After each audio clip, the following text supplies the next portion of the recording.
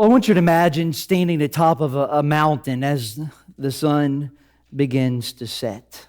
You see the sky, it's a canvas of oranges and pinks and purples that stretch endlessly above you. The first stars of the evening, they begin to twinkle into existence. And the vastness of the universe unfolds right before your eyes. It's in this moment, surrounded by the beauty and the majesty of creation, that something begins to stir within you. A sense of awe, a sense of feeling, of being a part of something, greater. This is the handiwork of God, a silent yet profound proclamation of His glory and holiness. Last week we embarked on a journey to understand the holiness of God, drawing from the powerful vision of Isaiah in Isaiah chapter 6, where we witnessed the seraphim declaring, "Holy, holy, holy is the Lord of hosts. The whole earth is full of His glory." Today, we turn our gaze from the heavenly throne to the heavens themselves as we delve into Psalm 19, exploring how God reveals His holiness through the wonders of creation. The psalmist David, a shepherd, a warrior, a king, was no stranger to the beauty of the natural world. He spent countless nights under the starry sky, days in the rolling hills of Judea, and moments in the quiet of the wilderness.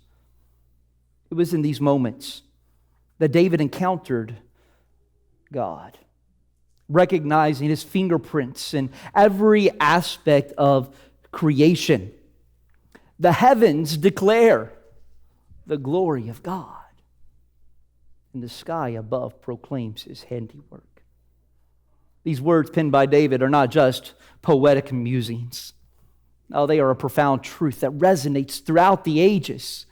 The heavens, the vast expanse above us speaks volumes without uttering a single word. They declare, they proclaim, they testify to the glory and to the holiness of the Creator. I mean, have you ever looked at the sky and felt something beyond words? Have you ever witnessed a sunrise and sensed the presence of God? These experiences are not mere coincidences. They are encounters with the holy God who reveals Himself through His creation. So as we embark on this journey through Psalm 19, let us open our hearts and our minds to the message that God is speaking through the world all around us. Let us seek to understand how the beauty, the order, the majesty of creation points us to the holiness of our Creator. Let us ponder this question: how does the greatness of creation inspire our worship and deepen our understanding of God's holiness? As we stand in awe of the natural beauty that surrounds us, as we marvel at the heavens that stretch far beyond our reach, we're drawn into a deeper understanding of God's character. The skies, in their vastness and splendor, are not just the backdrop for our daily lives. They are a canvas painted by the Creator, inviting us to witness His glory and His holiness. And in the stillness of a starlit sky or the vibrant colors of a sunset, there is a message that's being conveyed, a story being told.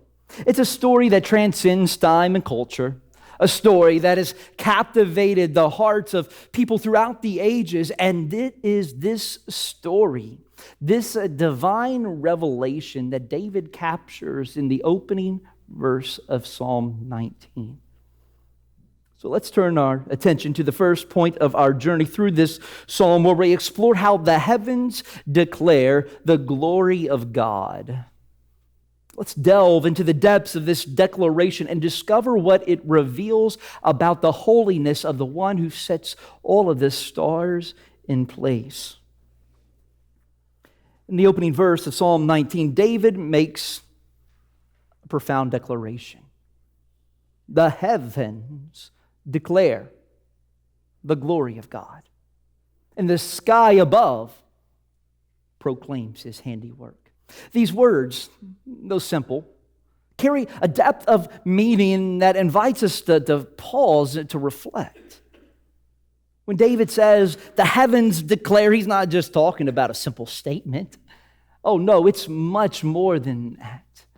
It's like the heavens are telling us a grand story, one that never gets old, one that continues day after day. They're like a master storyteller, tirelessly sharing the tale of God's story.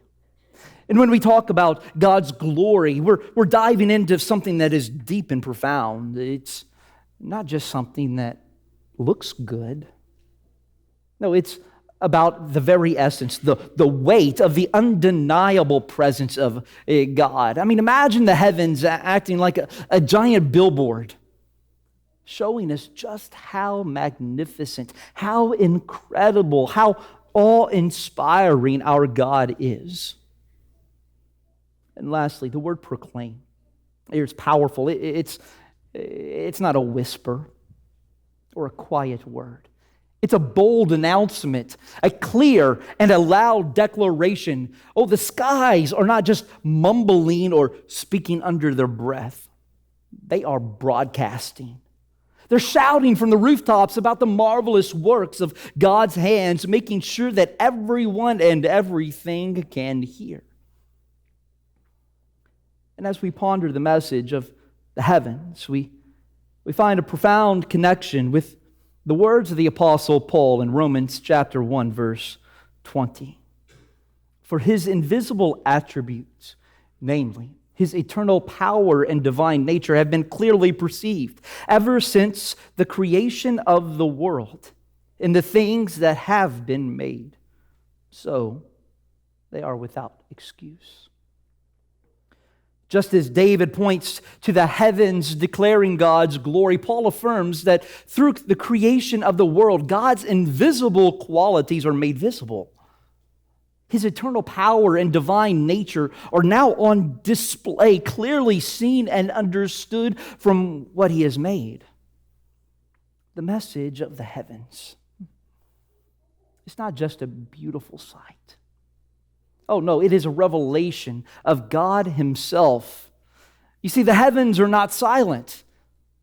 They are active participants in a divine narrative, telling this story day after day, night after night. And they don't just whisper, they proclaim. They don't just show, they declare. And what they declare is the glory, the weightiness, the significance of God. Consider the Milky Way, this vast galaxy containing billions of stars, stretches across the night sky in a magnificent display of light and beauty. And each star, each celestial body is a testament to the glory of God. They don't speak with audible words, yet their message is clear and resounding.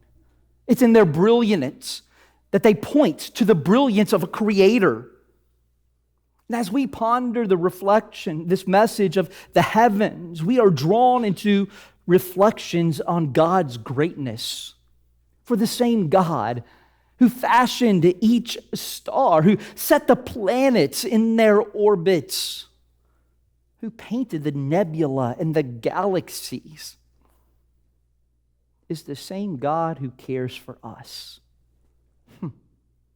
His greatness is not distant and detached. It's personal and intimate. Think about that.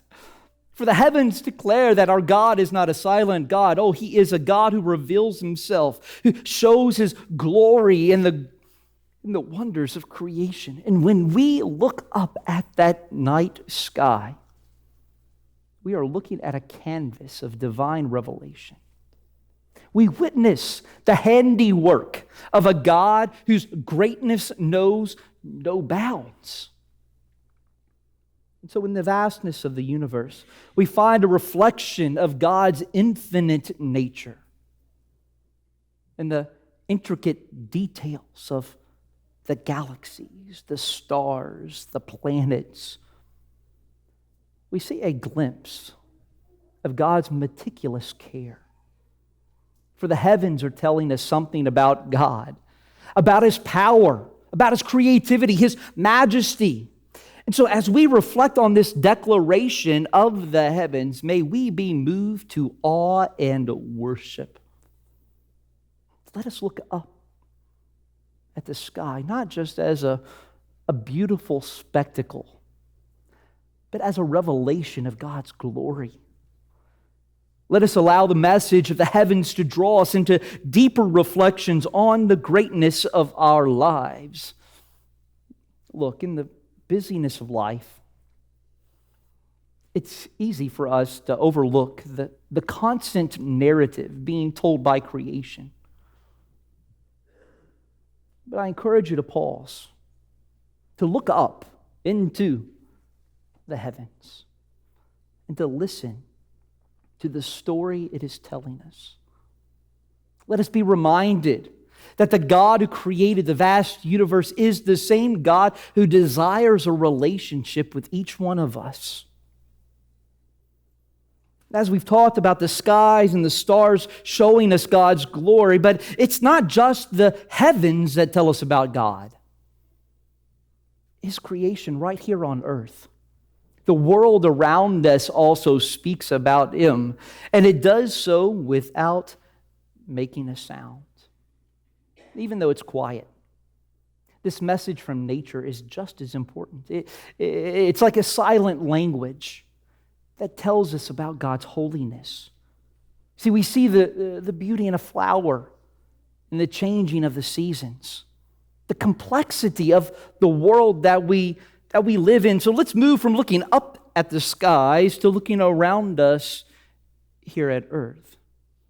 For here, in the simple yet amazing parts of nature, we find another way that God shows us who He is. Now let us dive into the next point. The sky proclaims. Verse 2, David writes, "Day by day pours out speech. Night to night reveals knowledge. There is no speech. There are no words whose voice is not heard." Their voice goes out through all the earth, and their words to the end of the world. In them He has set a tent for the sun.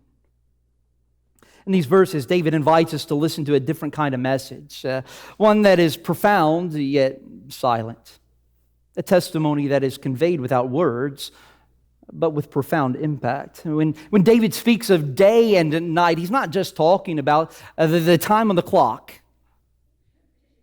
Right? He's pointing us to the everyday miracles that happen from the sunrise to the sunset and under the starry skies.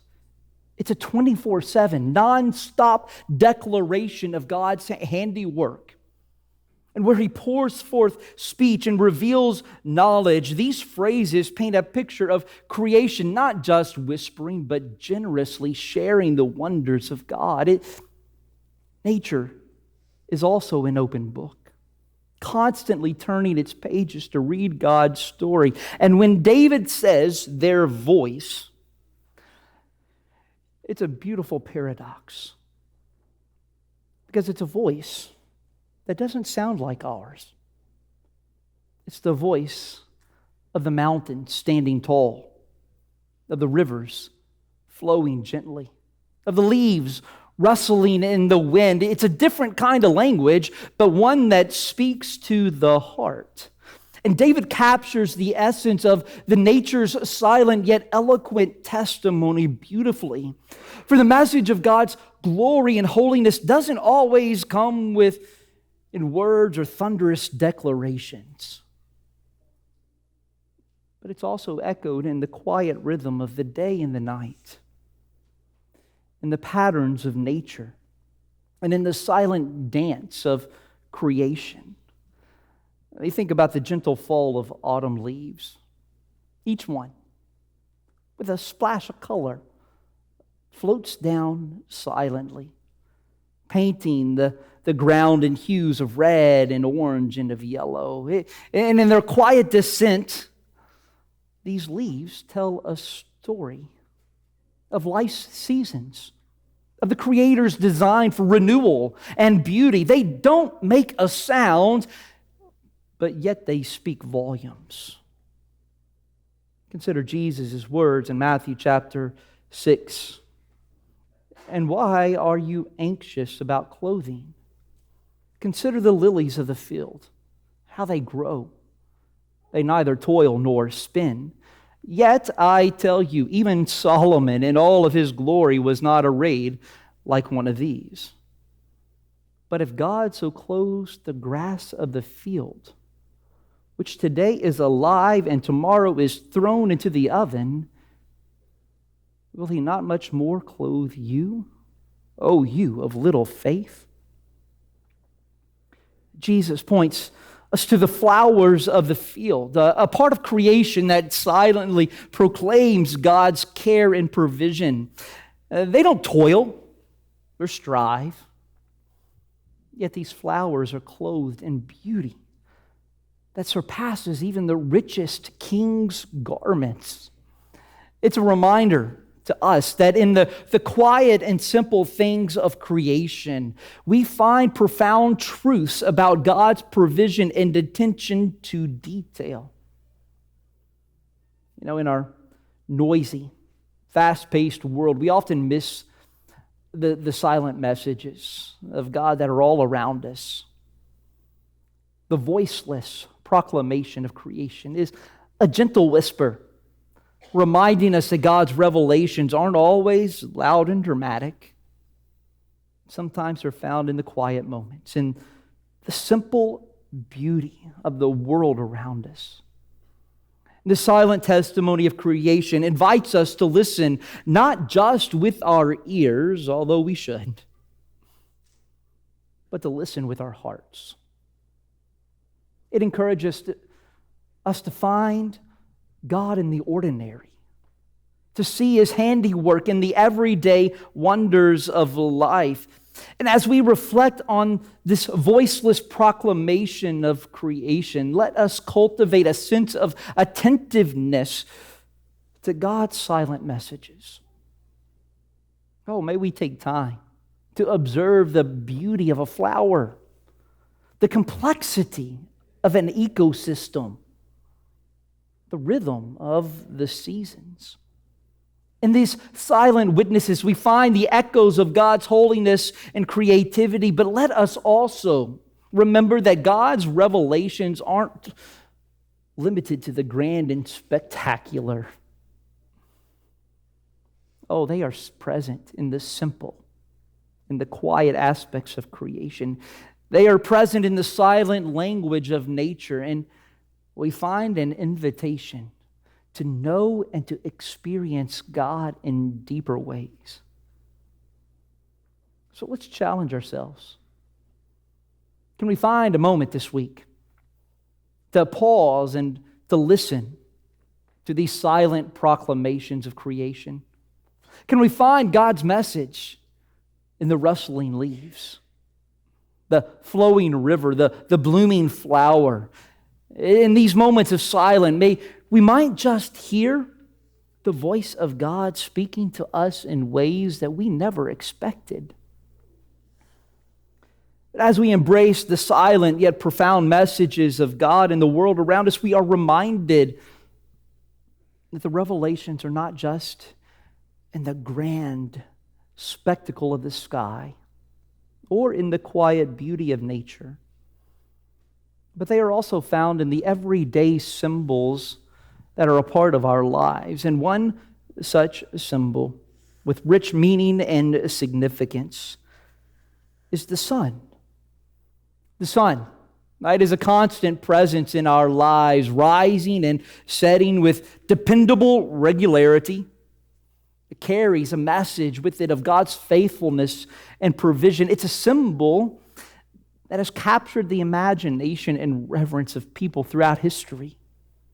And it holds a special place in the narrative of God's creation. So as we move on to our third point, let's turn our attention to this magnificent creation. Let's explore how the sun, in its journey across the sky, reflects the faithfulness, the provision of our Creator. We'll delve into the symbolism and significance of the sun as we uncover the sun's circuit. Picking it up in verse 4, David writes, "Their voice goes out through all the earth, and their words to the end of the world. In them he has set a tent for the sun, which comes out like a bridegroom, leaving his chamber, and like a strong man, runs its course with joy. It's rising from the end of the heavens and its circuit to the end of them, and there is nothing hidden from its heat." In these verses, David turns our attention here to the sun, a familiar and powerful symbol in the tapestry of creation. The sun's daily journey across the sky speaks volumes about the faithfulness of and the provision of God. In verse 4, he writes, "In them he has set a tent for the sun."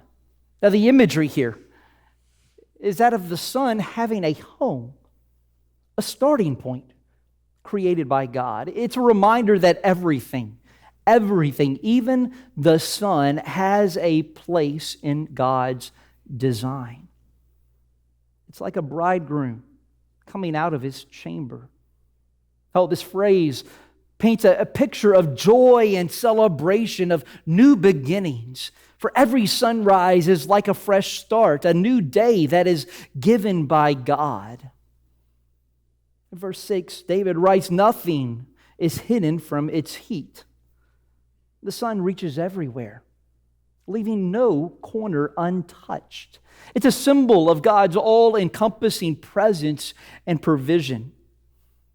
Consider the words in James chapter 1, verse 17, that every good and perfect gift is from above, coming down from the Father of lights, with whom there is no variation or shadow due to change. James reminds us that every good and perfect gift, including the sun, comes from God. For He is the Father of heavenly lights, the creator of the sun and of the stars. And unlike the shifting shadows, our God does not change. Amen. Oh, for His faithfulness is as constant as the sun's journey across the sky. The sun, in its daily journey from dawn to dusk, is a powerful reminder of God's unchanging faithfulness. For just as the sun rises each morning without fail, so does God's faithfulness every day. It's a constant in a world of change, a steady reminder that God is always with us. You know, think about the feeling of the warm sun on your face after a long, cold winter. It's not just about physical warmth, is it? No, the sun also gives us a feeling of comfort, of hope, of life returning. The sun's warmth reaches us, revives us, and it reminds us of God's nurturing presence in our lives. The sun's journey across the sky, it's a daily demonstration of God's faithfulness. It's a promise kept over and over again. In the reliability of the sunrise and the sunset, we see a reflection of God's steadfastness. The sun also speaks to us of God's provision. It brings light, warmth, and energy. It's essential for life on earth. And in the same way, God provides for our needs, both the physical and the spiritual. For He is our source of life and light. And as we reflect on the symbolism of the sun, may we take a moment to consider God's faithfulness in our own lives. Just as the sun rises each day. God's mercies are new every morning. Let's find comfort in the consistency of God's presence, even amidst the changes and the uncertainties of life. But let us also be reminded of God's provision. For just as the sun nurtures and sustains life on earth, God nurtures and sustains us. So let us trust in His provision, knowing that He cares for us deeply. So I challenge you this week, as you witness the sunrise, or maybe you feel the warmth of the sun, take a moment and take it as a reminder of God's faithfulness and provision. Let it be a prompt to give thanks for the constant and unwavering love of our Creator. As we've journeyed through Psalm 19, from the heavens declaring the glory of God to the silent proclamation of creation, and finally to the sun as a symbol of God's faithfulness and provision, we have seen the many ways that God reveals Himself to us. His creation, it's not just a backdrop for our lives. It's a living, a breathing testament to His glory, holiness, and love. So as we draw this exploration to a close, let's not just leave with a greater appreciation for the world around us, although we should. Let us also consider our response to the God who speaks through the heavens, through the earth, and through the sun. Let us ponder our place in this grand narrative of creation and redemption. As of our musicians come forward at this time,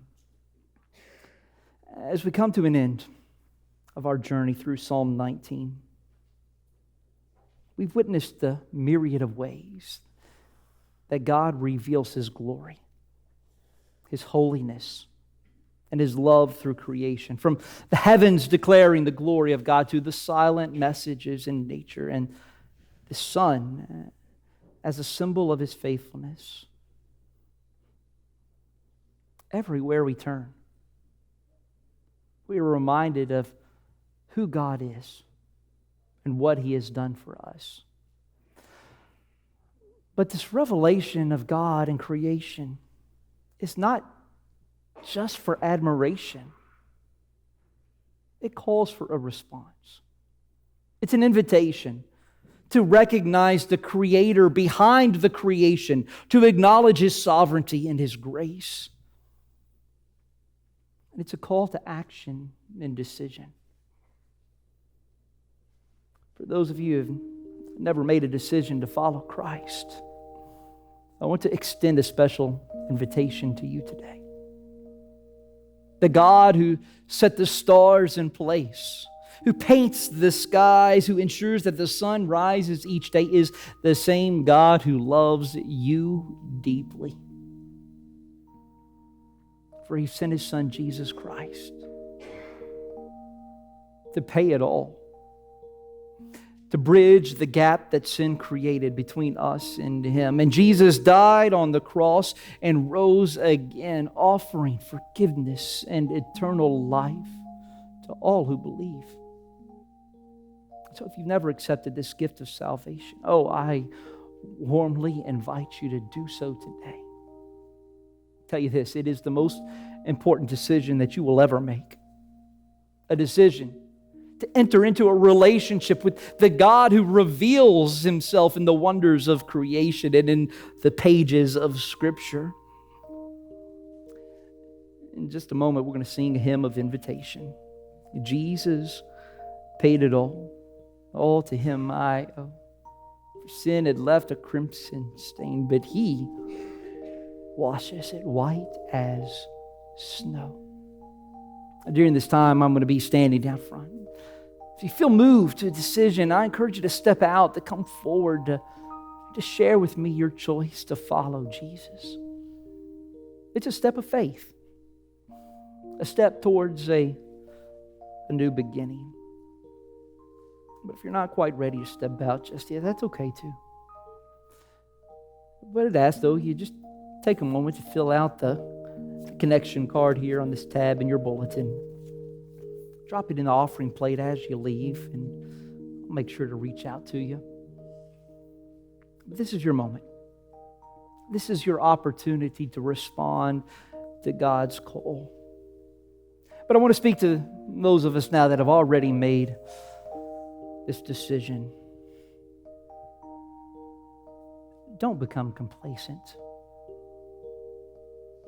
Let's respond to God's revelation in creation by living lives that reflect His glory, His holiness. May we be attentive to the silent messages of God around us and let those messages draw us closer to Him. So this week, I challenge you, take a moment each day to observe the world around you. Let the rising sun remind you of God's faithfulness. Let the beauty of nature prompt you to give thanks for His provision. Let the vastness of the heavens inspire awe and worship. And let these reminders lead you to a deeper commitment to live for the one who created it all. And as we close, let's remember that our response to God's revelation is not just a one-time decision, but it's a daily choice. It's a daily choice for us to walk in His ways, to seek Him, to live out the truth of His Word. And so may we be a people who not only admire the beauty of creation, but also live in response to the Creator's love and grace.